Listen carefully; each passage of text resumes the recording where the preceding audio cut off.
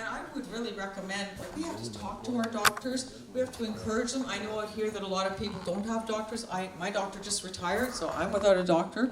It's a real issue. In the country, it's a real issue getting a doctor in the first place, and secondly, one who will support you with your cannabis needs if you're finding it effective. So anyway, I'd just like to throw that out there. We're having a short break, and then we'll come right back, and John will give us an update on what's happening with the legal story behind medicinal cannabis. Okay? Thank you. Surveyed all of these studies, or 10,000 of them, and concluded that notwithstanding the difficulties in doing the research because of the law, there is conclusive evidence that cannabis is effective for chronic pain. So, as you know, we have an opiate crisis going on throughout North America and Europe. That's because Purdue Pharma led everybody to believe that oxys were not that addictive, and doctors then continually prescribed oxys. And so we now have people not just dying in the alleyways in Vancouver, but in their homes. People who have taken oxys. And we know now as well that cannabis is, as I mentioned, conclusively effective for chronic pain, and we have now the gold standard double-blind placebo-based studies that show it's one of the best exit strategy drugs. So that's the key frontier, if you like, in terms of, or emergency in terms of the medical thing, is to get doctors to be authorizing or I use the word prescribe. I know if there's any doctors here, they hate the use of that word because it means something else to them than the ordinary meaning of the word. I'm using it in the ordinary sense. So a doctor could prescribe or authorize you to take cannabis instead of an opiate. You're never going to get on the opiates because it's going to be effective and you're not going to be able to die from it. So that's a major thing. And the other thing is trying to get people off the opiates. And so you've probably seen on the news, Neil Magnuson downtown East Side or at the Vandu offices giving high-end concentrates to folks who are on opiates and are trying to shift to cannabis and get off the opiates. And we really need to do that all over, and an extract that is limited to 10 milligrams of THC is simply not going to cut it. And that's what your current law as of a few weeks ago came in and is the limit on extracts. I'm sort of jumping ahead of where I want to go, but I think this is an important thing to deal with, especially in terms of what he just talked about. And so you've got extracts at 10 milligrams THC, you've got edibles at 10 milligrams THC, and so I keep saying, so Sean Davey, who was one of the plaintiffs in the Allard case, who admittedly doesn't just use extracts or edibles, but he's a 25 gram a day authorized patient. So if he was using extracts, he'd have to buy 2,500 of these little packages every day. And if it was edibles, he'd probably die from the sugar content. So, you know, the stupidity of governments in terms of rolling things out and bringing everybody in, it's just totally mind-blowing. I mean, the whole thing about delaying it for a year, why? You know, the sooner we can sort out these issues and roll things in, the better. I mean, I think that the biggest hurdle, and I'm sure this probably resonates with some of you up here, is that you need to get security clearances for all various positions if you want to be a producer or a processor or whatever. So I'm getting these cases where, oh, you were seen at Kitts Beach 10 years ago. Somebody complained about the smell of cannabis from around the car. You know, a bunch of guys, the cops were called, they came, and they said, hey guys, somebody complained about the smell, you know, move along. But they did take everybody's name down. 10 years later, you're in the digital database. That's far worse than a criminal record nowadays. You know, you were in a car, somebody had a joint, it smelled of cannabis. You were in a car, somebody was driving you to soccer practice, and we think he was organized crime, and therefore you're going to divert into the black market. This is a constant refrain, you know, and they don't provide us with sufficient detail of their so-called discovery. I've got one now where the investigative reporting determined that he was an associate of the Hells Angels. And he's scratching his head and he's saying, the only time I ever remember having anything to do with Hells Angels is they put on some races at a park nearby. Somebody came to my garage and said, come and check them out. I got there, the police were asking everybody if they're Hells Angels. When they asked me, I said no, and I left. And so we're saying, well, what's this investigative reporting? Surely you have to tell us so we have a fair opportunity to respond to your allegations. So, you know, what did we do with the Bromphans and the Kennedys? Secrets. We rolled them all in, you know. Why are we saying, look, we know you were busted for trafficking or producing or whatever years ago, or you've got all these associates? We know. So here's your second chance. Here's your parole, if you like, especially if you've already served a sentence for whatever you were convicted of doing. So roll everybody in. Give them, you know, tell them we know, and let's get moving instead of this ridiculousness. And so I think that's part of the issue that's very important up here in terms of the craft growers. And I have had discussions with Shannon Ross from Community Futures in terms of the whole actual funding to help transition and get people in. And I think this is really probably the most important issue currently in terms of you know, getting producers, craft producers into the system. So I've become involved with one group, CanWest Developments, that's doing made-to-measure micro-production facilities in industrial parks so that craft growers could stay, if you're doing it in your barn or your basement or your medical, whatever, leave that all separate and apart because they'll probably give you a heck to try and merge the two together. Have your separate micro if you want to produce for more people. I have at least one of these facilities. You probably heard Health Canada said they had all these applications and they were spending all these time on the applications, and they'd get towards the end of it and the people wouldn't have a building. And so they'd wasted tons of bureaucratic time, and so they said, okay, from now on you have to have a building. So you put in your application, you're going to get first an email back asking you for the fee, and then they're going to say you got 10 days to produce an evidence package. And that means you have to have your building with all of the different things done and produce it to them before they move you along in the process.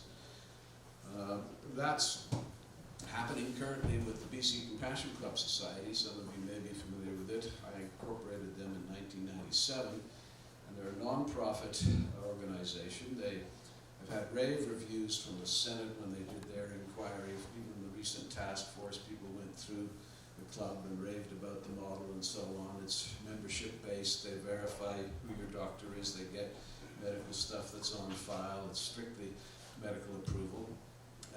Although they've had serious economic difficulties keeping alive with all of the dispensaries that did open and stuff. And so I encourage those who've been closed down, if they're true medical patients, there's a place you can go temporarily if you don't want to sign up with LPs. But anyway, so the Compassion Club had visits from the community safety team, as did numerous others.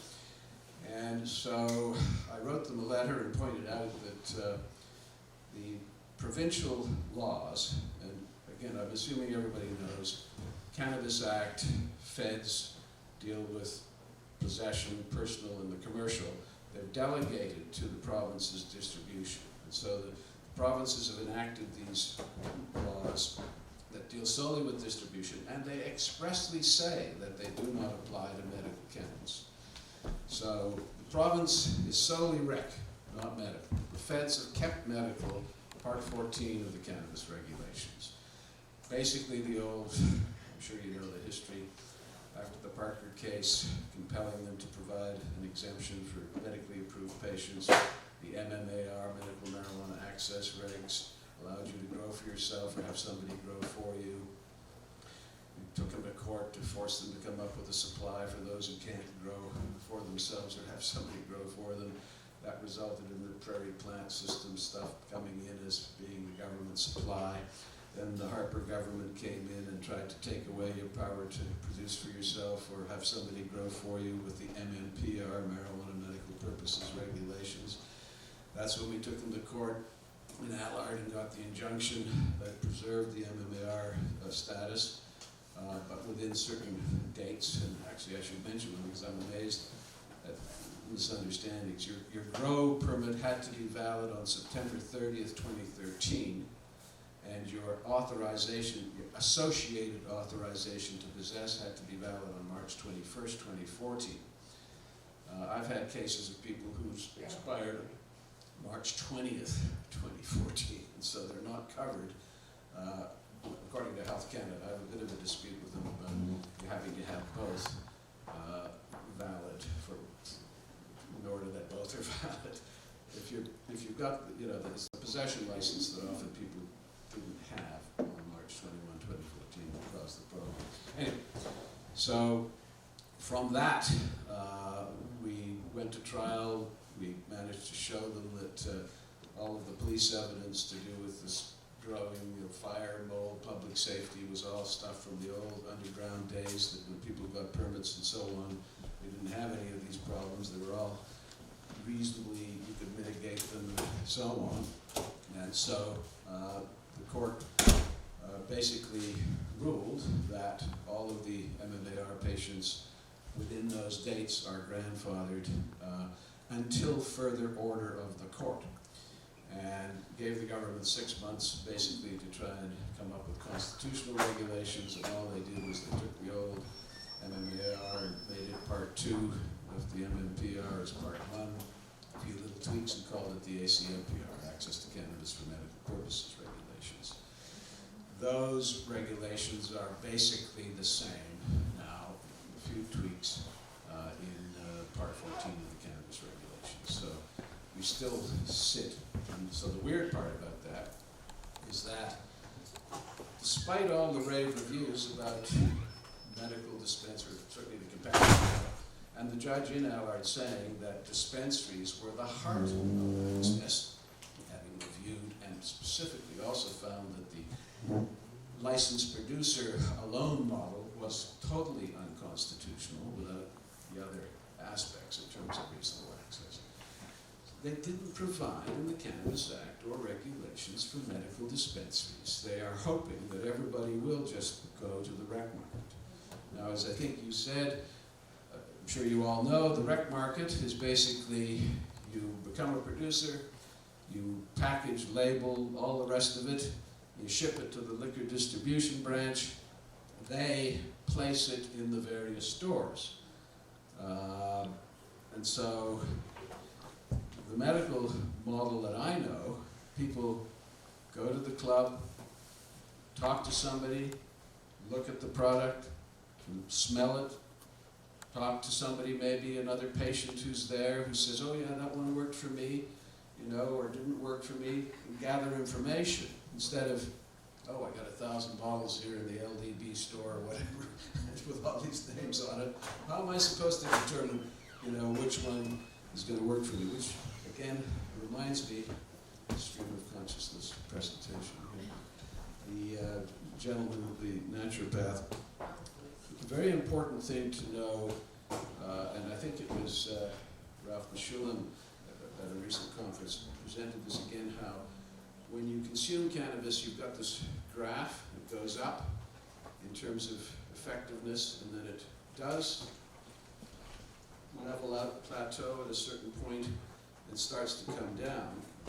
It can not help you at all as it's coming down. And so that's why people either stop for a period of time or switch to a different chemovar strain in terms of its effectiveness. And it's important because of the whole impaired driving thing. You consume cannabis, there's going to be something testable in your system. Studies and evidence I've heard up to 90 days. So the mere presence of THC in your system is not an indication of impairment whatsoever. And yet that's basically all of the devices they've come up with are basically that, measuring how much THC, or not how much, merely the presence. They claim that they've got something now that shows recent consumption. But, these things are going to go through the courts to be tested. Unfortunately, it's a very difficult issue because novice users clearly could be dangerous on the road in terms of distraction, if nothing else. It's clearly different than booze or alcohol-impaired driving, but it can happen. Studies show that most cannabis consumers are pretty aware of the fact that they have consumed and are more focused in terms of what they're doing and don't speed and do some of the crazy things that the driver and alcohol people do. But nevertheless, it is there. And then on the opposite extreme, again, you take a guy like Sean Davey from Allard, badly injured in a motorcycle accident, told he never walk or talk again, heavily brain damaged, got off all of his opiates, and walks and talks and comes into my office, big stick, clearly brain damaged, but went to ICBC, did all the tests, and got his license back. He would be more dangerous on the road without his cannabis, given the extent of his chronic pain.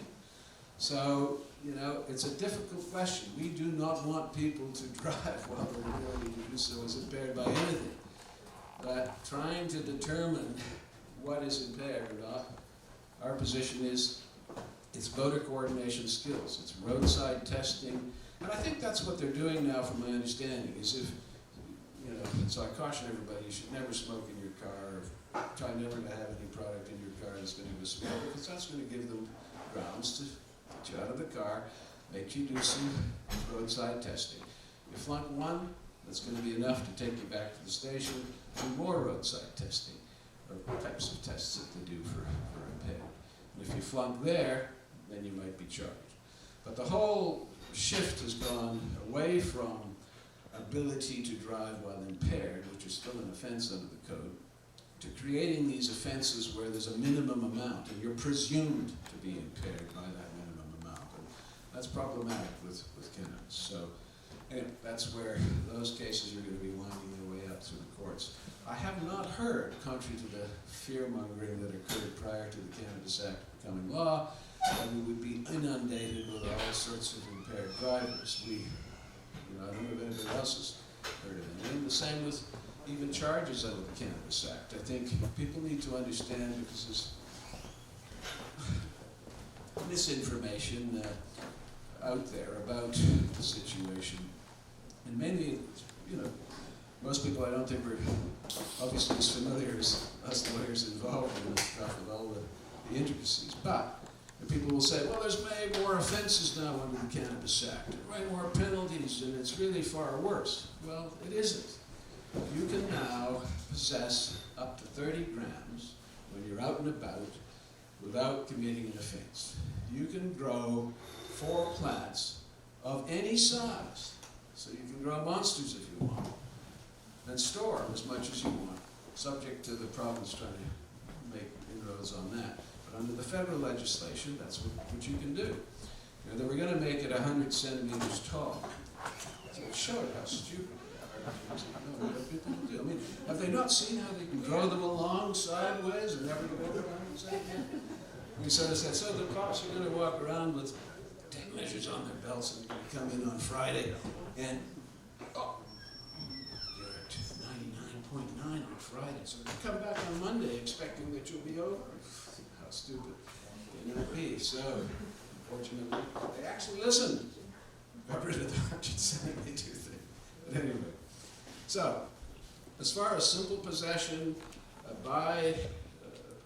fact, the thing that's often not talked about, hidden in the Cannabis Act and regulations, is provision that people between the ages, I think it was 12 and 16, can possess up to 5 grams and share it with their friends. The whole idea being that they won't be busted for criminal offenses and prejudiced for the rest of their lives, like some people have been.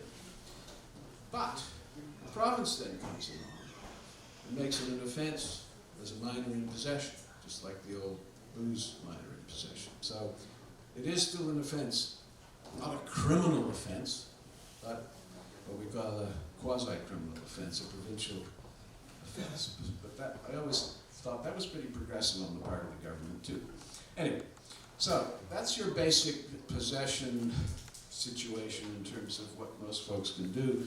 And then there's this whole other aspect of the law, that's the commercial end of things. And so You've got licenses to produce, licenses to process, a nursery, industrial hemp, sale. You have sub-licenses for sale for medical purposes. So, Compassion Club, to come back to the story I was telling you about there, after the letters with the community safety team and pointing out that their role is enforcing provincial jurisdiction, not federal, Compassion Club has applied for a license to sell for medical purposes. Now, you may have heard Shoppers Drug Mart has one, but theirs is without possession. So you go to Shoppers, you register, you get an LP to send it to you in the mail. Okay, but there's also a license with possession. And so they've applied for one with possession. Their hope is that their craft growers that have been producing for them for 20 plus years will become micros and will be able to continue to be their suppliers. And so they will be able to order and buy, and it will be shipped to them at the club, and they will store it at the club, just as they do now. And the patients, members, will come to the club and again see a menu, and it's a private club. What they do in terms of sharing and everything with inside the club, we say, is nobody else's business. So they will be able to essentially carry on much like they have. We've had to really sort of look at the laws and bend them or push them as far as we can to do it. I mean, it's supposed to be online, so okay, we're going to have a computer in the waiting room, and you come in and you go online on the computer, order, and go around to the wicket and pick it up. I've actually got a person who approached me just the other day who's a doctor in Abbotsford who also has naturopath credentials as well as medical doctor, and he's got a pharmacy on the lower floor, and so he's pushing for, which I'm sure the government model, or the government would like that model, where people go, he approves it when they go downstairs to the pharmacy and pick it up. Although, another issue that touches on the opiate crisis, there are people out there who are using opiates because it's covered by the medical plan. Cannabis isn't. If cannabis was, they would stop using their opiates. So it's another, that and getting rid of the taxes on medical cannabis are two things that really need to happen in the short term. Anyway, so I think I talked to you about high-end extracts, and so in a nutshell, two issues. One is trying to get the government to have legislation that covers true medical dispensaries or compassion clubs. That's one thing that we're still trying to get them to do. The other is this 10 milligram limitation to the THC extracts. We're looking at doing a case, and we quoted saying we're going to do a case, but I know that Jack Lloyd, who's a young lawyer now, who's training to be the guy, he's flying back and forth all over the country. He and Paul Lewin, who's a lawyer in Toronto who does cannabis cases, have just argued a case called Howell in Alberta. And they're very optimistic that the extract issue was front and center, and they're very optimistic that they're going to succeed. But it's over to February and for final arguments. And February to some people may be a short time, but to somebody who's an opiate crisis and so on, it isn't. So struggling a bit with that. And there's the Enns case out of Nova Scotia that he just lost, unfortunately. And there's another case apparently in Ontario. So we were hoping we would get decisions that we could then maybe rely upon. But the best approach is for us to go back to federal court and seek a declaration, quite simply, that the extract proposal, perhaps other aspects of it, are unconstitutional as, again, unreasonably limiting reasonable access to medical cannabis by medically approved patients. It's great to have a 10 milligram THC thing for the novice users and so on and so forth, but chronic users, medical users, aren't going to take too much by mistake, or the rationale that they give for that problem. So, clubs, extract, craft growers we talked about. Lots of over-the-top rules. And I should mention Ethan Russo. If you want to ever get the top information about the situation, I highly recommend going online and checking out Ethan. He lives on Vashon Island in Washington State.